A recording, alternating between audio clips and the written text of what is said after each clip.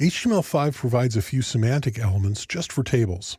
Let's go ahead and make a working copy of tables-semantic.html and rename that with a -working at the end and open that in my text editor. I'm going to go ahead and scroll through this for the benefit of those who are typing along at home. When we open this in the browser as well, you can see what it looks like. And the first thing we'll look at is you'll notice that the table itself has changed a little bit from our last movie. We have a few new sections here. We have T-head, which is wrapped around this row with the TH elements in it. And there's a new T-foot, which is wrapped around a new row that just says column 1, column 2, and column 3. And then T-body is wrapped around all of the other rows. So each of these elements only has rows for content. And the T-head section must be the first thing in the table after a caption if there is a caption. And T-foot can either be at the top or at the bottom, and T-body can be anywhere after the T-head.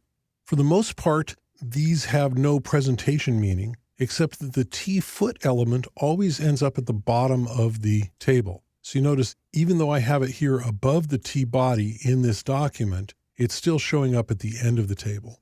Using these elements has a couple of simple advantages, but for the most part, it's really for the benefit of scripts and other automated processes to help them to better understand the structure of your table. If, for example, I used TD elements here in the header instead of the THs, you'll notice if I reload this document in the browser that now those headers look just like the rest of the table. I could, if I wanted to, come into the style and I could use a descendant selector and say T-head, TD, and then I could style those particular TD cells without styling the rest of them. For example, I could say font weight bold, and I could say text align center.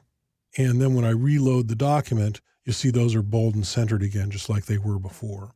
But for the most part, these are sectioning elements, much like section and article are for the rest of a document for a non-table part of a document. And these are for the benefit of scripts to help the scripts and other processes to better understand the structure of your table.